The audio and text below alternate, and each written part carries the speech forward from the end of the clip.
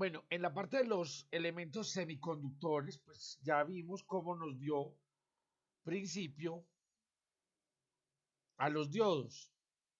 Una parte, un sustrato semiconductor que lo podíamos polarizar de forma positiva y lo podíamos polarizar de forma negativa. Y recuerden que este tenía la propiedad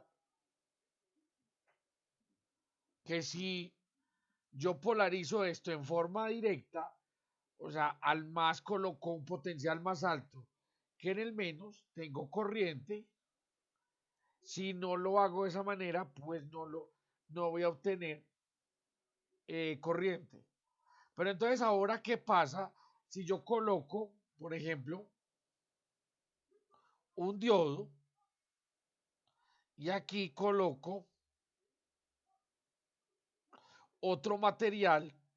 O sea, aquí tengo un material positivo, aquí tengo un material negativo y aquí vuelvo y coloco un material positivo. Y aquí tengo una señal.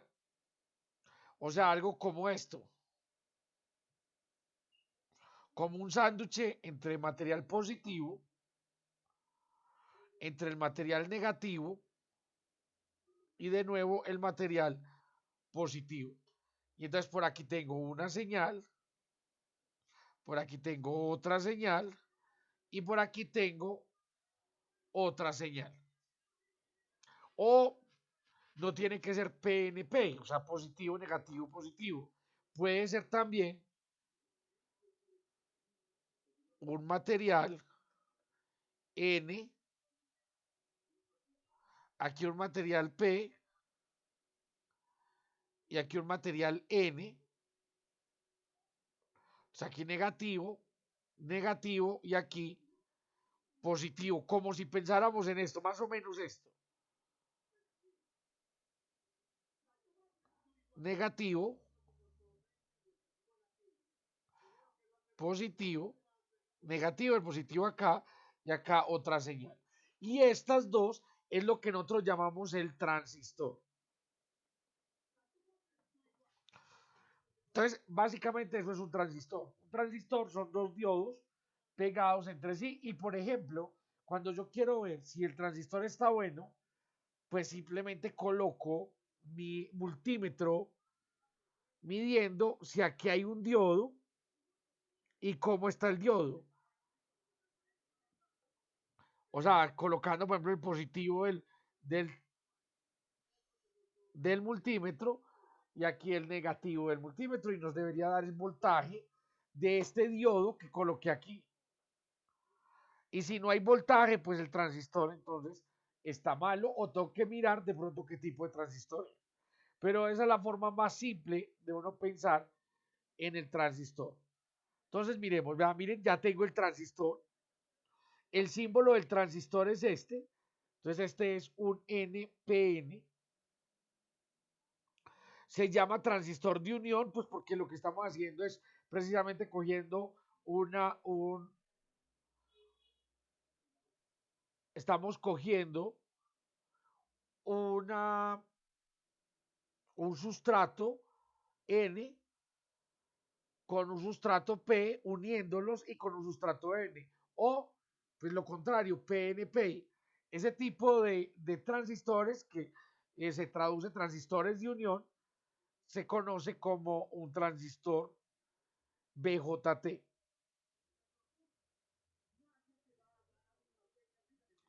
Entonces, pues para que el transistor funcione de forma correcta, el transistor no tiene las regiones iguales. Entonces, por ejemplo, aquí esta región N es mucho más grande que esta región P. Esta región P va a funcionar como una especie de disparador. O sea, miren, cuando la base se activa, esta corriente pequeña de la base va a dejar que pase esta corriente grande de la parte N a la parte N. Pero si por aquí esta corriente de la base no la activa, por aquí no va a haber corriente en el transistor. Eso es uno de los usos o de los, digamos, de los usos que vamos a encontrar del transistor. El transistor va a servir como una compuerta, una especie de disparador, y esa compuerta electrónica fue lo que inició pues toda la electrónica que tenemos hoy.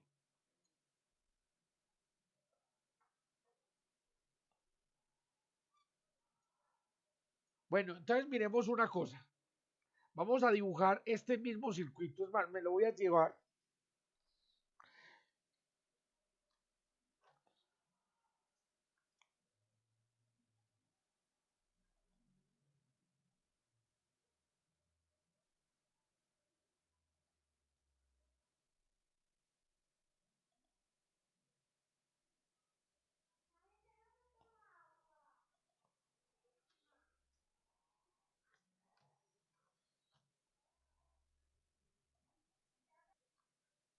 Bueno, ya tengo mi transistor acá. Entonces, miren, el símbolo del transistor, este que tengo aquí, tiene tres paticas.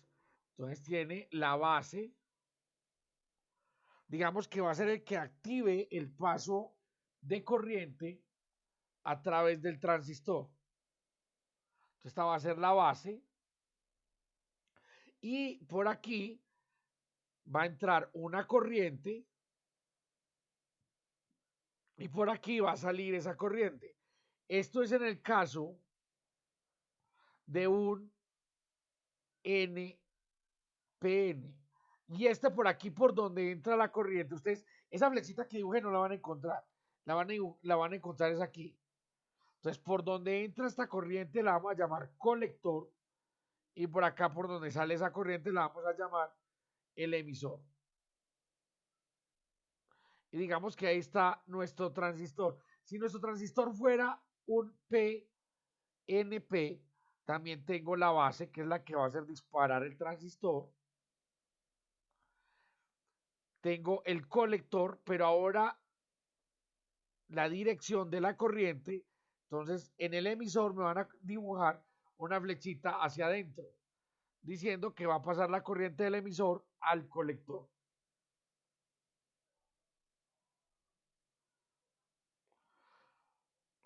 Vamos a ver dos cositas simples de cómo funciona ese transistor.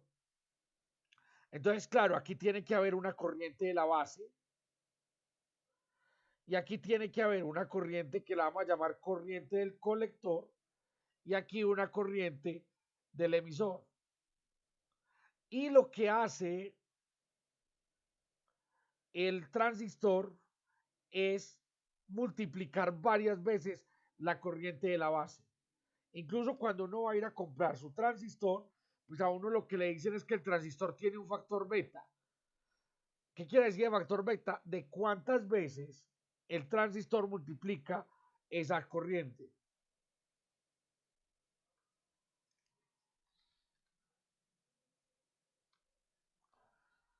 Bueno, ahora miremos.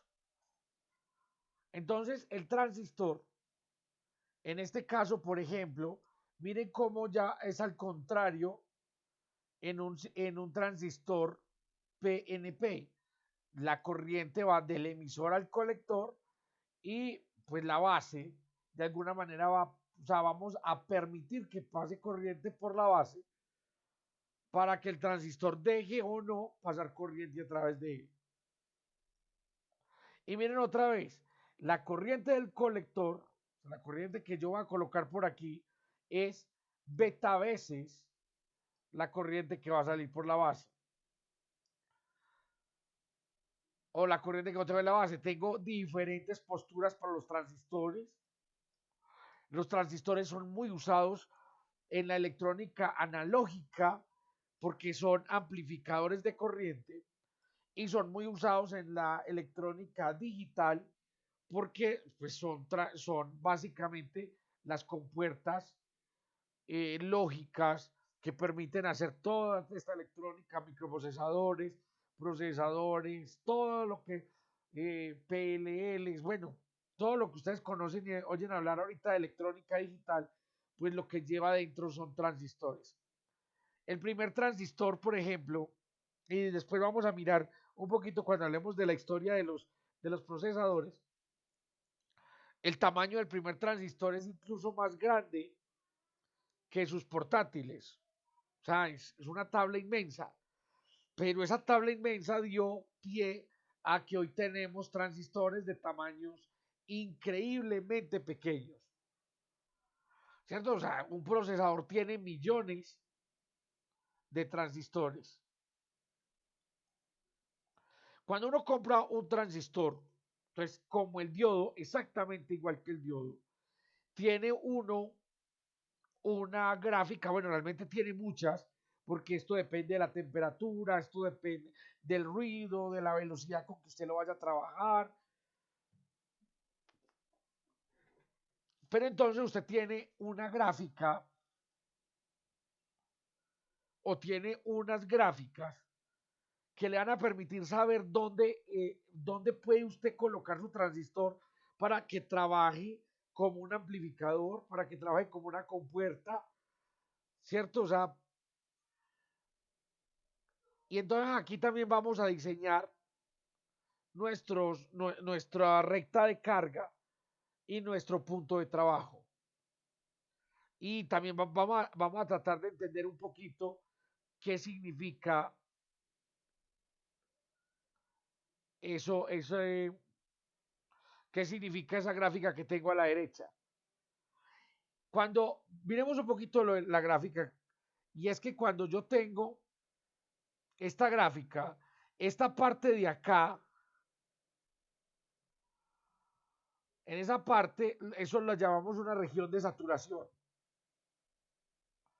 Esta parte de abajo, yo creo que coloqué esa corriente, yo creo que me fui un poquito en la corriente, porque es aquí abajo, es una región de corte, y aquí, en esta región, nuestra región de trabajo, es donde el transistor se comporta más o menos lineal. Entonces, aquí yo ya puedo decir que esta relación se cumple. Aquí en esta otra no se cumple, en esta otra tampoco se cumple.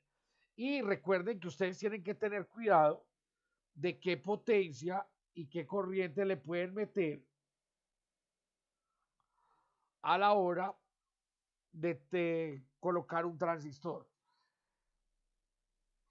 Siempre los transistores le van a dar a usted los, bueno, realmente cualquier circuito le va a mostrar a usted los valores máximos y mínimos, en qué condiciones va a trabajar, en qué condiciones no trabaja. Entonces, eso es común.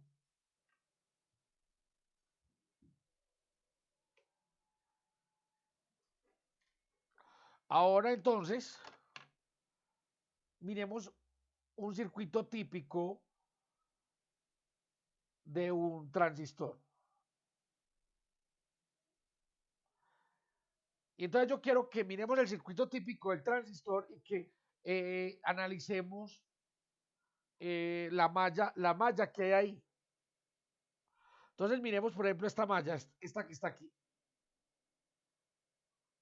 Recuerden que aquí, aunque aquí no esté, esto quiere decir que está tirado a tierra.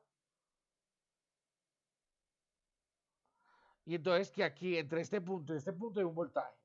Y entonces, por ley de Ohm y por ley de Kirchhoff, yo sé que, a ver, apuntémoslo, B1 menos el voltaje que cae en esta resistencia. O sea, el voltaje que cae en la resistencia es la corriente de la base. Miren, aquí está el transistor. Es un NPN, la corriente de la base por la resistencia de la base. A ver, coloquémosle recuerden que aquí este es el emisor, este es el colector y esta es la base. Menos el voltaje que cae entre la base y el emisor. El voltaje que cae entre la base y el emisor. Y esto tiene que ser igual a 0. Y el voltaje que cae entre la base y el emisor, como esto es un diodo, por lo regular es 0.7. Entonces les queda que V1 menos la corriente de la base por la resistencia de la base menos 0.7 es igual a 0.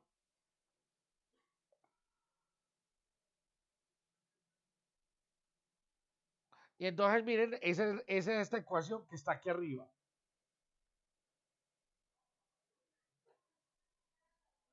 O sea, esa es esta ecuación.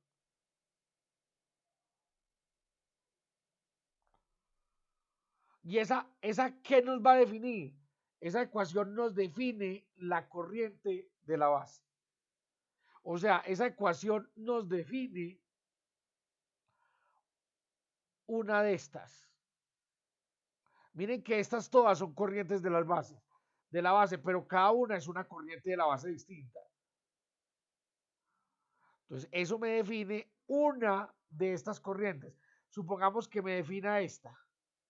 Entonces, yo ya sé que mi voltaje colector con respecto a la corriente colector, pues tendrá que intersectar esa línea que dibujé. Ahora miremos esta malla. Miremos esta malla que está acá. Entonces, de nuevo, miren, el voltaje que yo coloco, que va a llamar voltaje CC, voltaje al colector, por ejemplo, tiene menos el voltaje que cae en esta resistencia, que es la corriente que avanza al colector, menos la resistencia del colector, menos el voltaje que cae en el colector emisor, tiene que ser igual a cero.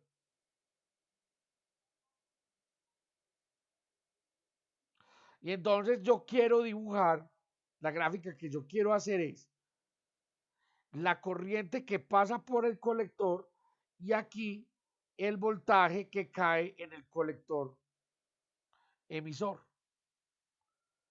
Entonces de ahí ustedes pueden despejar la I de colector y mirar qué pasa cuando la I de colector es cero. Entonces cuando la I de colector es cero, es fácil darse uno cuenta que la B de colector emisor es la BCC. O sea, mírenlo, aquí está. Y cuando BCC es cero, cuando el voltaje colector emisor es cero, o sea, este es cero, pues es fácil uno encontrar que la I de colector es BCC sobre RC. Véalo acá. Ustedes trazan esa línea y esa línea va a chocar con la corriente de la base en este punto. Entonces, en ese punto, usted aquí abajo puede ver el voltaje colector emisor y aquí puede ver la corriente de colector. Entonces usted ya tiene 3 puntos. El voltaje de colector emisor, la corriente de colector y la corriente de la base. Y eso es lo que uno llama en un transistor el punto de trabajo.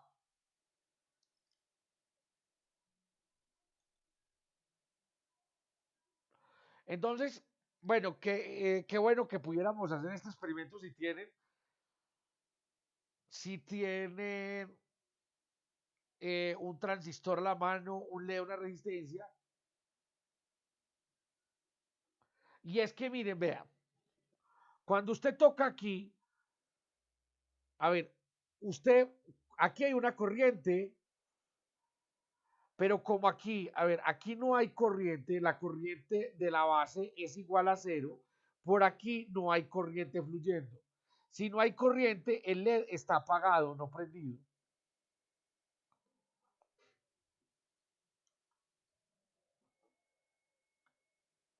Pero si usted toca acá, usted genera una resistencia muy grande, muy grande, pero no importa, pasa una corriente pequeñita por aquí. Entonces ya es diferente de cero. Así sea pequeñita, esa corriente viene hasta acá y como es pequeñita pero hay corriente, el transistor empieza a pasar corriente. es como si el transistor multiplicara esta corriente de la base, recuerden, por un factor beta, que en el mercado los consigue uno de 1000, de 10.000, de millón. O sea, cogen una mierditésima de corriente, o sea, una cosita de nada, y la vuelve una corriente importante. Entonces, cuando aquí ya empieza a pasar la corriente, el LED se enciende. Y entonces, bueno, profe, pero entonces, ¿quién va a dar la corriente? El transistor no puede inventar energía, eso es claro. Si por aquí viene una corriente pequeña y la va a multiplicar, la fuente donde está colocado el transistor es quien va a asumir el paso de esa corriente. O sea, el que tiene que dar esa corriente va a ser la fuente. El transistor en ningún momento puede crear o inventarse energía para dar una nueva corriente. Entonces, miren, aquí, en este tipo de circuitos, es la mayoría de circuitos, o sea, es el montaje que vamos a usar. Miren, en vez de un LED, un motor, aquí tengo un motor, aquí este lo voy a activar con el Arduino. El Arduino no es capaz de alimentar el motor, pero de pronto estos 9 voltios o le coloco 30 voltios, ya sí es capaz. Entonces el Arduino le pasa una corriente pequeña, el transistor se cierra y deja pasar una corriente más grande.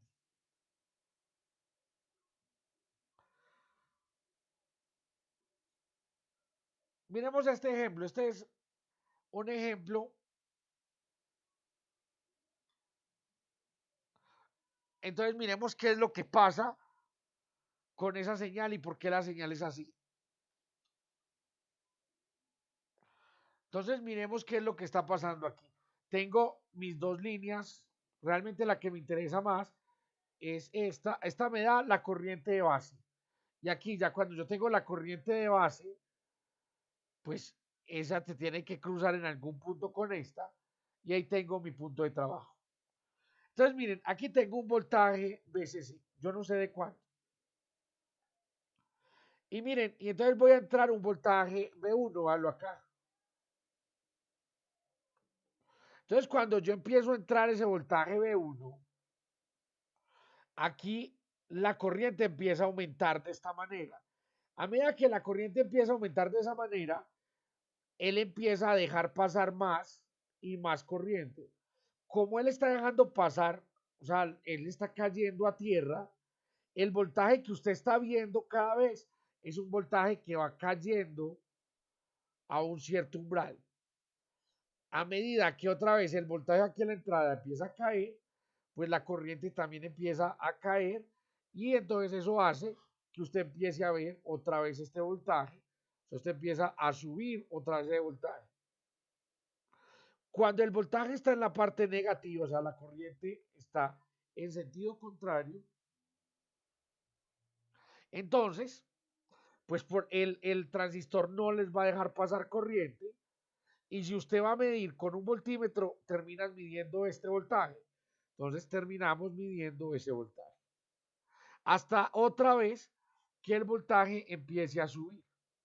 Entonces vemos como el voltaje aquí empieza a bajar. Digamos que este tipo de cosas se utilizan mucho en la electrónica que llaman electrónica negativa. O sea, que con el 1 apaga y con el 0 enciende. Después hablaremos de eso y por qué se usa. Miremos esto. Ya por lo pues yo creo que somos expertos en tratar de mirar este circuito que está aquí como un circuito como este.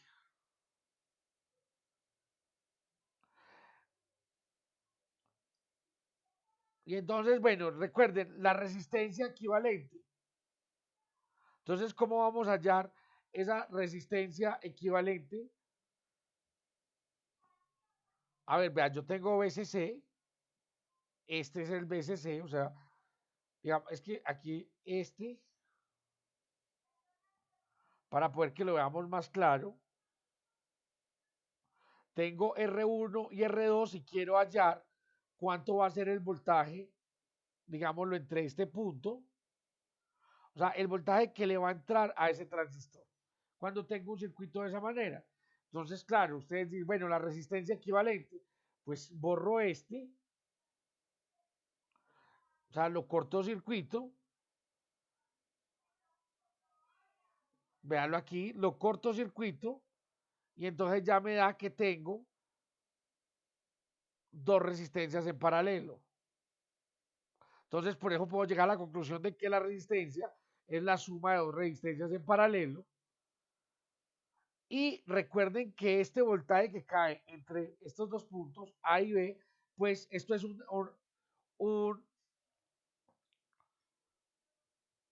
él lo que está haciendo es que él está disminuyendo ese voltaje. Eso ya lo habíamos hecho.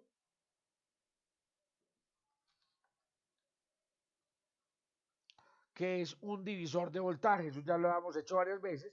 Y entonces, llegar a ese circuito no es difícil. ¿Cierto?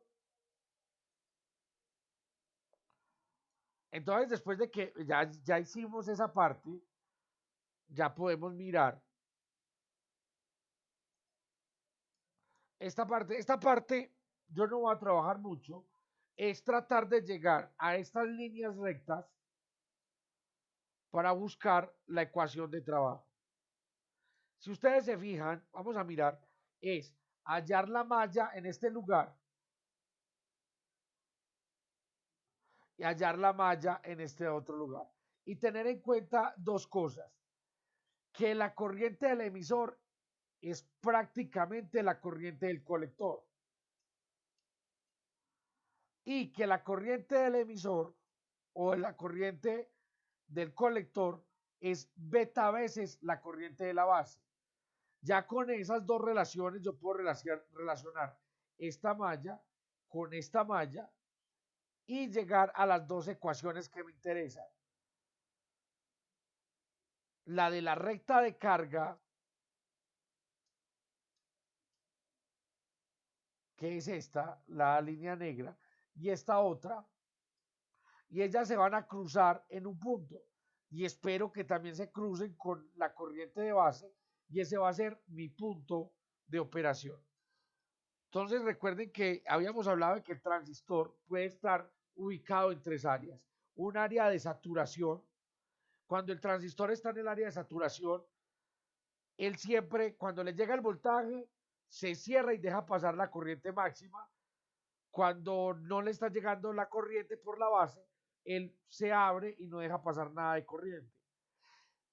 Entonces, y cuando está trabajando en la parte aquí, en el área de trabajo, aquí sí puede, cuando le llega un poco de corriente, la multiplica. Entonces, cuando está trabajando aquí, pues me tocará calcular cómo multiplica. Mientras que cuando está trabajando a este lado, yo lo llevo, yo trato de que él llegue a este lado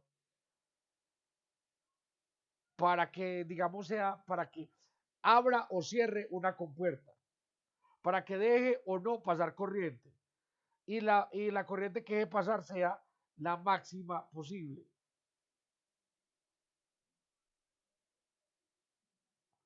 Bueno, aquí está, siguen tratando de, o están haciendo la solución a estas dos ecuaciones que tenemos de la malla 1 y 2. Como les dije, miren acá las asunciones que estamos haciendo.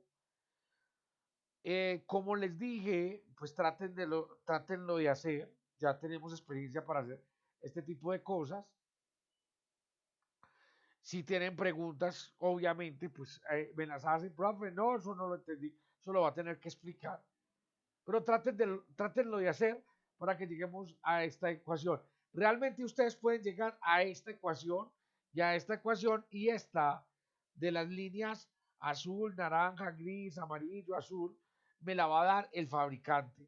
Esa ustedes no la van a hacer, ¿cierto? La voy a sacar yo de lo que me dice el fabricante.